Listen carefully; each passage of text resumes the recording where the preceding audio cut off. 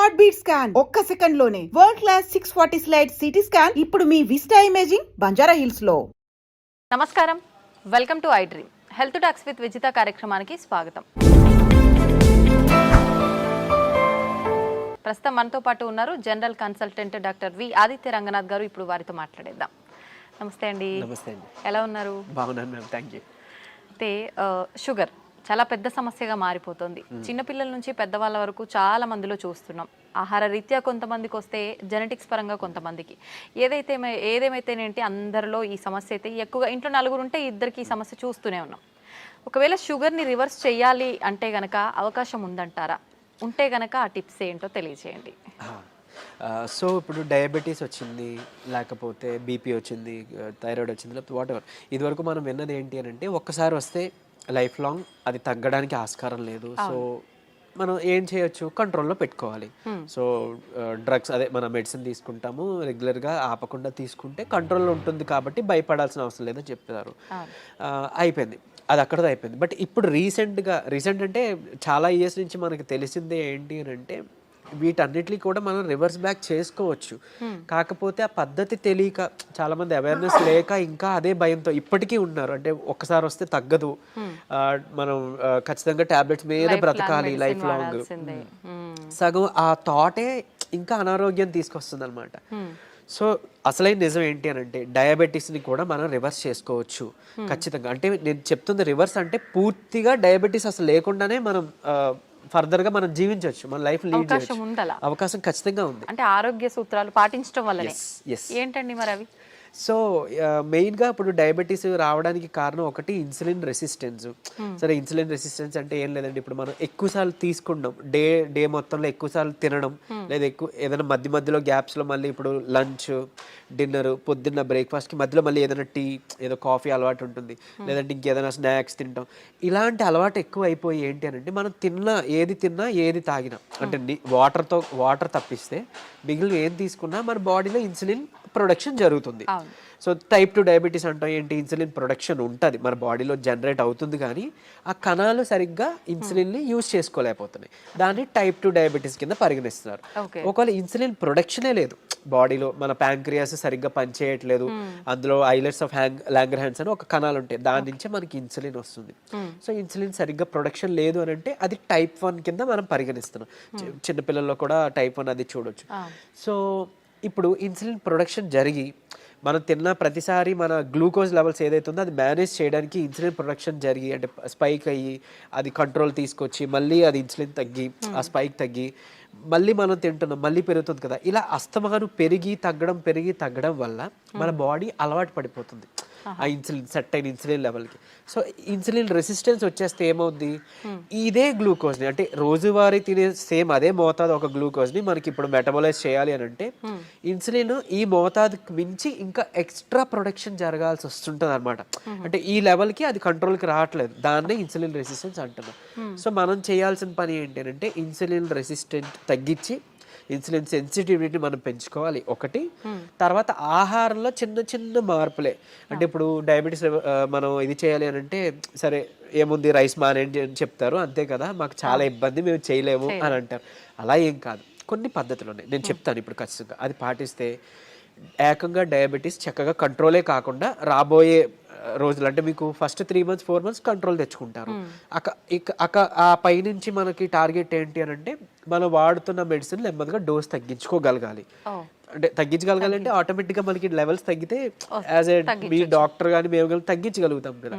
తగ్గించిన తర్వాత దీన్ని పూర్తిగా రివర్స్ బ్యాక్ చేసుకొని నార్మల్ లైఫ్, అంటే ఆ ఫుడ్ని తీసుకుంటూ చక్కగా మనం ఎలాంటి ట్రీట్మెంట్, అంటే ఈ డ్రగ్స్ తీసుకోకుండా ఉండడం. మళ్ళీ అది తగ్గిపోయిన తర్వాత మళ్ళీ పంచదార తినేస్తాం, మైదా పిండి తినేస్తాం, గోధుమ పిండి తినేస్తాం, లేకపోతే ప్రాసెస్డ్ ఫుడ్ తినేస్తాం. అంటే అసలు అదే మెయిన్ ప్రాబ్లం. అంటే high saturated fats, high carbohydrates ఉండడం వల్లనే మనకు వస్తుంది. ఇది వరకు వాళ్ళకి, అంటే మన పెద్దలకి అప్పట్లో ఎందుకు రాలేదంటే వాళ్ళు ఇవేం తీసుకోలేదు కాబట్టి వాళ్ళకి రాలేదు. సో మనం అది ఫుడ్డే ఇది ఫుడ్డే కదా, ఏదో నార్మల్ లైఫ్, అంటే తగ్గిన తర్వాత మళ్ళీ తినేయొచ్చు అన్న వాళ్ళకి ఇది ఆన్సర్ చెప్తున్నా. సో అది కాదు, నార్మల్గా మీరు రైస్ తీసుకోవచ్చు, రైస్ పూర్తిగా మానే అవసరం లేదు, కాకపోతే రైస్తో పాటు కొన్ని తీసుకోవాల్సి ఉన్నాయి. సో చూడండి సింపుల్ టెక్నిక్, హై కార్బోహైడ్రేట్స్ తీసుకోకూడదు, హై కాంప్లెక్స్ కార్బోహైడ్రేట్స్ తీసుకోకూడదు, తర్వాత హై సాచురేటెడ్ ఫ్యాట్స్ తీసుకోకూడదు. సో ఇవి తప్పిస్తే మరి మిగిలిన ఆప్షన్ ఏంటి? కొంతమంది ఇక్కడ ఏం చేస్తారంటే కార్బోహైడ్రేట్స్ తీసుకోకూడదు అన్నారు కాబట్టి పూర్తిగా కార్బోహైడ్రేట్స్ని తగ్గించేస్తున్నారు, అంటే నో కార్బోహైడ్రేట్ ఫుడ్ అంటారు, అలా వెళ్ళిపోతున్నారు, కీటో డైట్స్ అని. అలా వద్దు. అలా అయితే ఏమవుతుందంటే మనకి ఇన్ని సంవత్సరాలు లేదా ఇన్ని జనరేషన్స్గా మనకి బాడీకి కార్బోహైడ్రేట్స్ అలవాటు, సో దాని డైజెషన్ అలవాటు. సో అక్కడి నుంచి మళ్ళీ అది బ్రేక్ డౌన్ అయ్యి గ్లూకోజ్ కింద మనకి కన్వర్ట్ అవుతుంది, మనకి శక్తిని ఇస్తుంది, బాగుంది. మీరు తినడం మానేస్తే ఒకటి మీకు కూడా బాడీకి అది కొత్తది ఏంటంటే కార్బోహైడ్రేట్స్ అసలు అది డైజెషన్ చేసే ఒక పద్ధతే మర్చిపోద్ది మన బాడీ. సో రేపు పొద్దున్న నార్మల్ సింపుల్గా కార్బోహైడ్రేట్స్ తీసుకున్నా దానికి చాలా కష్టపడాల్సి వస్తుంది. అండ్ ఈవెన్ ఒకవేళ జెనెటికల్గా నెక్స్ట్ జనరేషన్స్ పాస్ ఆన్ అయింది అనుకోండి, అది ఇంకా ఇబ్బందిగా, అంటే నార్మల్ అన్నమే మనం అరాయించుకోలేకపోవచ్చు, లేకపోతే నార్మల్ సమోసానే ఎంజాయ్ చేయలేకపోవచ్చు మనం. సో అట్లా సో సరే ఓకే, హై కార్బ్స్ అంటే తెలుసు, ఈ రైస్ నార్మల్గా అవి తీసుకునేవి, ఈ రైసు తర్వాత ఈ మైదా గోధుమ పిండి ఇవన్నీ తినమని చెప్తుంటారు, అంటే రైస్ని తగ్గించి మైదా గోధుమ పిండి తినమని అంటారు కదా. సో అది కూడా రిఫైన్డ్ తీసుకుంటే, పంచదార లేకపోతే గోధుమ పిండి ఇవన్నీ రిఫైన్డ్ ఫ్లోర్ బయట కొని తెచ్చుకుంటే అది కూడా మళ్ళీ మనకు ప్రాబ్లమే. సో మనం మిల్లులో వెళ్ళి ఆడించుకుందాం, అంటే డైరెక్ట్గా వెళ్ళి మనం గోధుమలు అలాగా గోధుమలు, దానికి జొన్నలు యాడ్ చేయొచ్చు, రాగులు యాడ్ చేయొచ్చు, సోళ్ళు అంటాం కదా, సో అలా రాగి మాల్ట్లో తీసుకునే రాగులు అవన్నీ యాడ్ చేసి దాంతో మనం రొట్టిలానో లేకపోతే మిల్లెట్స్ ఏమైనా దానికి యాడ్ చేసి, కినోవా అని ఇప్పుడు వస్తుంది, సరే అంత అఫోర్డ్ చేయలేదు అన్న వాళ్ళకి పోనీ మనకి ఏమంటారు సామెలు, అరికిలు, గంట్లు అలాంటివన్నీ తక్కువ రేట్కే వస్తుంటాయి కదా, అలాంటివి ఇంక్లూడ్ చేసుకోవచ్చు. పూర్తిగా రైస్ మానేమని నేను చెప్పట్లేదు, రైస్తో పాటు ఇది తీసుకోండి. సరే ఇదంతా కాదులేండి, ఓన్లీ రైస్ నాకు కర్రీ మాత్రమే అలవాటు ఉంది, ఇప్పుడు ఇంకేదైనా సింపుల్గా చెప్పండి అని అంటే ఉంది ఒక పద్ధతి. మనకి ఇప్పుడు ఇన్సులిన్ రెసిస్టెన్స్ అని మాట్లాడుకున్నామే, HbA1c మీ అందరికీ తెలుసు, 3 నెలల యావరేజ్ తీస్తే మనకి ఎంత ఉంది అనే దాని మీద మన డయాబెటీస్ ఉందా లేదా, కంట్రోల్లో ఉందా లేదా అని తెలుస్తుంది. సో దాన్ని మనం కంట్రోల్ పెట్టడానికే కదా ఇప్పుడు అన్నీ చెప్తున్నాం, మన ఇన్సులిన్ వాడాలన్నా లేకపోతే ఈ మెట్ఫార్మిన్ మన డయాబెటీస్ డ్రగ్స్ వాడాలంటే కూడా మనకు అలానే దేవుడు కూడా ఇచ్చిన ఆహారంలో ఈ పని చేసే ఉంది. ఏంటి అని అంటే ఒకటి కీరా దోసకాయలు, తర్వాత పంకిన్ సీడ్స్ గుమ్మడి గింజలు, తర్వాత పాలకూర. వీటిలో ఏంటంటే పాలకూరలో తర్వాత పంకిన్ సీడ్స్లో వైటమిన్ ఈ ఉంటుంది, అది మీ HbA1cని చక్కగా కంట్రోల్ తీసుకొస్తుంది. అండ్ ఇప్పుడు చెప్పిన ఆహార పదార్థాల్లో మీకు ఇన్సులిన్ రెసిస్టెన్స్ని తగ్గించి సెన్సిటివిటీని పెంచే ఉంటాయి. సో ఇప్పుడు సరే కొంత లిస్ట్ చెప్తాను చూడండి. మష్రూమ్స్ బాగా అదే మన ఉడకబెట్టిన గుడ్లు ఫుల్గా విత్ సొనతో పాటు తీసుకోవాలి, అది కొలెస్ట్రాల్ కాదు, మంచి కొలెస్ట్రాల్ తీసుకోండి. సో తర్వాత నెయ్యి, తర్వాత మన కీరా దోసకాయలు, తర్వాత ఓట్స్, గ్రీన్ పీస్ అదే మన పచ్చి బఠానీలు, తర్వాత రాజ్మా, కిడ్నీ బీన్స్ అంటాం రాజ్మా, అలానే మిగిలిన బీన్స్ కూడా చక్కగా మిగిలిన రకాల బీన్స్, చిక్కుళ్ళు బీన్స్ ఇట్లాంటివన్నీ తీసుకుంటే కనుక ఇవన్నీ కూడా మీ ఇన్సులిన్ రెసిస్టెన్స్ని తగ్గించినవే. సో మీ ఇష్టం, గుడ్లు పోనీ ఆమ్లెట్ రూపంలో తీసుకోండి, నిద్రకి పనికి వస్తుంది ఆమ్లెట్, ప్లస్ దీనికి కూడా హెల్ప్ అవుతుంది. సో ఈ ఫుడ్ని మీరు కంపల్సరీగా క్యాబేజీ, కాలీఫ్లవర్, సో బ్రాకోలీ కానీ ఇలాంటి ఇవన్నీ కూడా మీ ఫుడ్ డైలీ ఫుడ్లో ఏదో ఒక రూపంలో ఇంక్లూడ్ చేసుకోండి. ఏదో ఒక్క పదార్థమైనా అట్లీస్ట్ కర్రీ, మనం అది వదిలేసి మిగిలినవి ఏవో తీసుకున్నామంటే మళ్ళీ కంట్రోల్కి రాదు, మీ అందరికీ తెలిసిందే. చాలామంది ఎక్కువ పాలకూర కూడా తినరు, సో అట్లా. లేదంటే మునగాకు ఉంది, సో మునగాకును కూడా మీరు పౌడర్ రూపంలో చేసుకోవచ్చు, ఎండబెట్టేసి చక్కగా పౌడర్ చేసుకొని ఒక చెంచా యాడ్ చేసుకోండి ఒక ముద్దకి, అన్నంతో పాటు రైస్తో తీసుకోవచ్చు, హాట్ వాటర్లో కూడా తీసుకోవచ్చు, మజ్జిగలో కలిపి తీసుకోవచ్చు. ఇది ఒక మనిషికి డైలీ లిమిట్ ఒక చెంచా. సో అట్లా అని ఇప్పుడు ఏం చేస్తారంటే కొంతమంది ఏదైనా రసం, చారు దాంట్లో కలిపేస్తారు, బట్ అది కలిపేస్తే అంటే ఇంట్లో 3 members 4 members ఉంటే అందులో ఎవరికి ఎంత వెళ్ళేది తెలియదు కదా. సో డైరెక్ట్గా మీరు కలుపుకోవడం బెటర్, ఏదర్ వాటర్లోనో మజ్జిగలోనో లేదా మీ అన్నం గిన్నెలోనో. ఇంకోటి అన్నము, ఇప్పుడు అలానే అదే అన్నము కూర తినే ముందుగా 1 కప్పు కీరా దోసకాయ తీసుకోండి, లేదా బీన్స్, మొలకలు తీసుకోండి చక్కగా, ఇవన్నీ మీకు హెల్ప్ అవుతుంది. లేదంటే మన దాలిమ్మ గింజలు 1 కప్ పెట్టుకోవచ్చు, పెట్టి ముందు అది తిని తర్వాత అన్నము కూర మనం తీసుకుందాం. అలానే అన్నం తినే ముందు, టిఫిన్ తినే ముందు, నైట్ డిన్నర్ చేసే ముందు ఏం చేయొచ్చు అనంటే కొంచెం పెప్పర్ అంటే మన మిరియాల పొడి 1 చిటికెడు తీసుకొని నిమ్మరసం యాడ్ చేసి కొంచెం గోరువెచ్చని నీటిలో ఒక కప్పు లేదా 1 గ్లాసు గోరువెచ్చని నీటిలో కలిపి తాగేసేయండి. ఎందుకు అనంటే ఇప్పుడు ఈ పెప్పర్లో ఉండే పైపరిన్ అనేది మన ఏమంటారు యాక్టివ్ ఇంగ్రీడియంట్, మెడిసినల్ వాల్యూ ఉండే ఇంగ్రీడియంట్. ఇది మన లివర్లో ప్యాంక్రియాస్లో అదే ఎక్కడి నుంచి అయితే ఇన్సులిన్ వస్తుందో అందులో అక్కడ డైజెషన్ ఎంజైమ్స్ని వాటిని కూడా మంచిగా ఇది ఏమంటారు మెటబాలైజ్ చేస్తుంది. కరెక్ట్గా మెటబాలిజం బాగా జరిగి ఎంజైమ్స్ అన్ని మంచిగా ఫంక్షన్ అయ్యేలా చేస్తుంది. సో తర్వాత ఇంకొకటి మోర్ ఓవర్ ఈ ఏవైతే కాంప్లెక్స్ కార్బోహైడ్రేట్స్ మన హై కార్బ్స్ అన్నాం కదా దాన్ని బాగా కరెక్ట్గా డైజెషన్ జరిగేలాగా మెటబాలైజ్ అయ్యేలాగా ఇది హెల్ప్ చేస్తుంది. అండ్ ఈవెన్ మన పోషకాలు ఏవైతే ఉన్నాయో ఆకుకూరలోనో లేకపోతే మనం తీసుకునే ఫుడ్లోనో అవి మన వంట పట్టడం అంటాం కదా మన అబ్జార్ప్షన్ అవి అబ్జార్బ్ చేయడానికి ఈ ఈ పెప్పర్ మన మిరియాలు పొడి చాలా బాగా హెల్ప్ చేస్తుంది. సో ఈ రూపంలో తీసుకున్నారనుకోండి మీరు తిన్న తర్వాత పెరిగే షుగర్ లెవెల్స్ కంట్రోల్కి వస్తాయి. అండ్ ఈవెన్ మనకి లోపల ఫంక్షనింగ్ బాగా మెరుగుపడుతుంది. ఇకపోతే డయాబెటీస్ రివర్సల్ గురించి వద్దాం. సో నేను ఇప్పుడు చెప్పింది 3 to 4 months చేస్తే ఖచ్చితంగా మీ షుగర్ లెవెల్స్లో చాలా వరకు మీకు తగ్గడం మీరే గమనించుకుంటారు. మీరు ఇంత అద్భుతంగా పనిచేస్తుందా అని అంటారు. ఎందుకనంటే చాలా మందికి ఒకటి ఉండిపోయింది సైకలాజికల్గా, అంటే drugs like what ever medicine మాత్రమే మెడిసిన్, ఫుడ్ అంటే జస్ట్ ఆహారం మాత్రమే. అసలు కాదు. మీకు గుర్తుంటుంటే ఎప్పుడైనా మీ నాన్నమ్మలు అమ్మమ్మలు మీకు ఎప్పుడైనా పొట్టనొప్పి వచ్చింది అని అంటే ఏదైనా వాము కొంచెం సాల్ట్ కలిపిస్తే వెంటనే తగ్గడం మనం గమనించి ఉంటాం.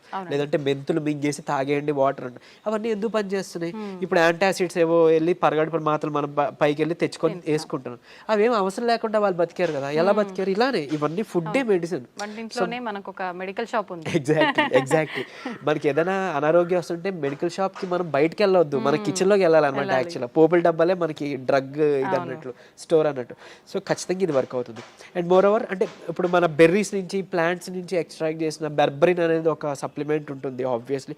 సరే అది అందరూ వాడాల్సిన అవసరం లేదు కానీ ఒక బూస్టప్ కింద పనికి వస్తుంది. అంటే ఎలా అయితే మనకి డయాబెటీస్ని మనకి తగ్గించడానికి మెట్ఫార్మిన్ అనే ఒక మెడిసిన్ తీసుకుంటున్నాము, సేమ్ ఇది కూడా అదే పనిచేస్తుంది. కానీ బట్ మెట్ఫార్మిన్తో వచ్చే వైటమిన్ B12 డెఫిషియన్సీ ఇందులో లేదు, ఈ బెర్బరిన్లో లేదు.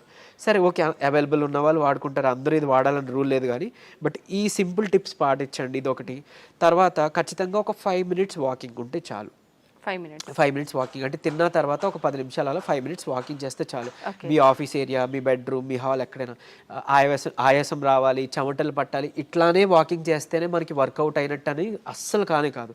బాడీ మూమెంట్ ఉండాలి. సో అది చేసుకుంటే చాలు, డయాబెటీస్ మనకి తగ్గుతుంది. రివర్స్కి చెప్పుకున్న ఇందాక ఇంగ్రీడియంట్స్ ఉన్నాయి కదా, పంకిన్ సీడ్స్ అవ్వచ్చు, మన HbA1c కంట్రోల్ చేసే ఇన్సులిన్ సెన్సిటివిటీ పెంచేవి, ఇవి మీరు చేసుకుంటే 3 to 4 months ఖచ్చితంగా రివర్స్ అయిపోతుంది. ఇప్పుడు చాలా మంది మనం చూస్తూ ఉంటామండి, జామకాయ ఆకులు, లేత చిగుర్లు అని చెప్పి, లేదు అంటే తిప్పతీగ అని చెప్పి, ఇలాంటి కొన్ని ఆకులతో వేణిల్లో వేసి మరిగించిన వాటర్ తాగుతుంటారు షుగర్ ఉన్న వాళ్ళు. ఇది వర్క్ అవుతుంది అంటారా? యాక్చువల్గా ఇప్పుడు జామాకులు ఉన్నాయి కదా, లేత తీసుకొని ఒక 4 ఆకులు మనం వేడి నీటిలో వేసి మరిగించి కషాయంలా తీసుకొని ఉదయం సాయంత్రం లేదా ఒక పూట అట్లీస్ట్ పరగడుపునైనా కానీ తాగితే కనుక అమోఘంగా ఆ రోజే పెరిగిన షుగర్ లెవెల్స్ తగ్గిపోయాయి. సో నేను ప్రీవియస్ వీడియోలో జామాకులు కషాయం గురించి చెప్పినప్పుడు చాలా మంది ఫోన్ చేసి అంటే ట్రై చేసి చక్కగా ఫస్ట్ నమ్మారు, ట్రై చేసి ఒక 2 daysలో వాళ్ళు ఫోన్ చేసి సార్ అంటే మాకు 1 day 2 dayలోనే ఇంత బాగా పనిచేస్తుంది, కంటిన్యూ చేయొచ్చు అంటారా, ఎక్కువ కాలం అన్నారు. బేసిక్గా చేయొచ్చండి, చేసుకోండి అని చెప్పారు. సో ఈవెన్ అది వాళ్ళకి ఏంటంటే డయాబెటీస్ ఎక్కువ, షుగర్ లెవెల్స్ ఎక్కువ ఉండడం వల్ల కొంతమందికి నిస్సత్వ నీరసంగా ఉంటుంది కదా, దాన్ని కూడా ఇది మనకి జామాకులు బాగా హెల్ప్ అవుతుంది. జామకాయ తినొచ్చు, బొప్పాయి తినొచ్చు, అట్లనే జామాకులు కషాయం బాగా హెల్ప్ అవుతుంది, తీసుకోవచ్చు. తిప్పతీగ కూడా తీసుకోవచ్చు. బట్ తిప్పతీగ చాలా మంది తెలియక కోవిడ్ టైంలో అంటే ఇప్పుడు వైరస్ నుంచి బయటపడాలని తెలియక చాలా మంది ఓవర్ డోసెస్లో తీసుకుని వితిన్ 15 daysలో వాళ్ళ లివర్ మొత్తం డ్యామేజ్ అయ్యి ఎమర్జెన్సీ వార్డులో అడ్మిట్ అవ్వడం, చనిపోవడం జరిగింది. కానీ నేను ఇక్కడ చెప్పే ఒక ముక్క, తిప్పతీగ ప్రాబ్లం కాదు, ఓవర్ డోస్ ప్రాబ్లం. కాబట్టి తిప్పతీగని మనం ఇప్పుడు ఒకవేళ ఒక లైక్ 1 inch తీసుకున్నాం అనుకోండి, ఆ రూట్ ఏదైతే ఉందో దాన్ని బాగా బాయిల్ చేసి మనం దాన్ని తాగొచ్చు. దాంట్లో కొంచెం ఉసిరిపొడి యాడ్ చేయొచ్చు, లేదంటే మునగాకు యాడ్ చేసుకోవచ్చు 1/2 spoon అట్లా. ఇలాగా మనం తీసుకున్నాం అనుకోండి మనకి మంచిగా బెనిఫిటే. ఇప్పుడు అలాగని ఏంటి ఫ్లాక్స్ సీడ్స్ ఉన్నాయి, అవిసె గింజలు ఉన్నాయి. అవిసె గింజలు మనకి కొలెస్ట్రాల్ తగ్గిస్తుంటుంది, డయాబెటీస్ని రివర్స్ చేస్తుంది బాగా. అంటే ఒక 2 చెంచాలు మనం పౌడర్లా కానీ తయారు చేసుకొని మనం ఫ్లాక్స్ సీడ్స్ తీసుకుంటే, ఇదే ఫ్లాక్స్ సీడ్స్ గురించి ఒక పేపర్లో ఒక ఆర్టికల్ వచ్చింది. ఏంటి ఫ్లాక్స్ సీడ్స్ తీసుకోకూడదు, లివర్కి మంచిది కాదు, లేకపోతే ఇంకోటి ఏదో అని. కరెక్టే, ఏదైనా అతిగా తీసుకుంటే మనకి ఫుడ్ అయినా ఆబ్వియస్లీ కదా.